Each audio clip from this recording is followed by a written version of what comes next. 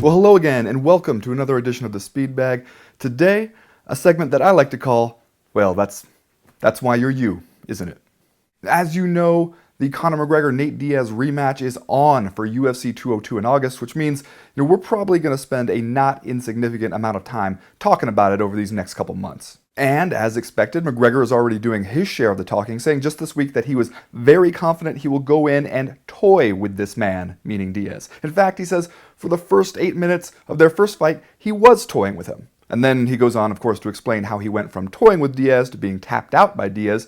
And if you're wondering, yeah, it does involve not so subtly implying that it's because Diaz basically got kind of lucky. Now, if you're like me, you go through a real spectrum of responses when you hear stuff like this from pro fighters. And it's kind of a psychological journey, really. It begins in, are you kidding me, Ville, and takes you all the way through have you learned nothing town. Seriously, you're going to toy with the Diaz brother?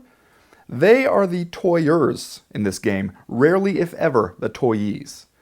Going into a rematch with a Diaz brother and saying you're going to toy with him, it's kind of like being a character in a horror flick and saying you're going to go check out that weird sound behind the abandoned machete factory. We know what we're expecting to happen next, and we're just wondering how you can not be expecting it.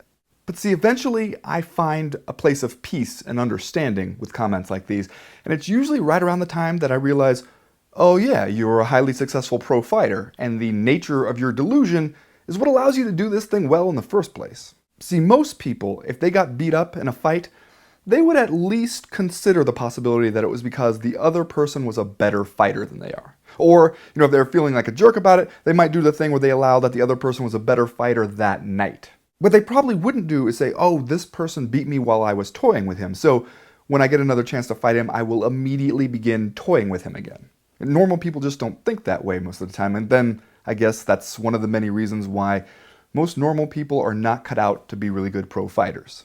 And to be fair, McGregor did admit to making some mistakes, mostly in his preparation from the fight. It sounds like, maybe he'll play a little less touch butt in the park to get ready for the rematch, but he didn't seem to acknowledge too much of what Diaz can actually do, that he's actually a good fighter, that he earned that victory. He seemed instead like he was totally confident that he can go in there for the second time, play with his food, and still come out a winner. That probably seems crazy to most people, but that's kind of been McGregor's whole thing from the beginning, right? This overflowing self-confidence that borders on delusions of grandeur.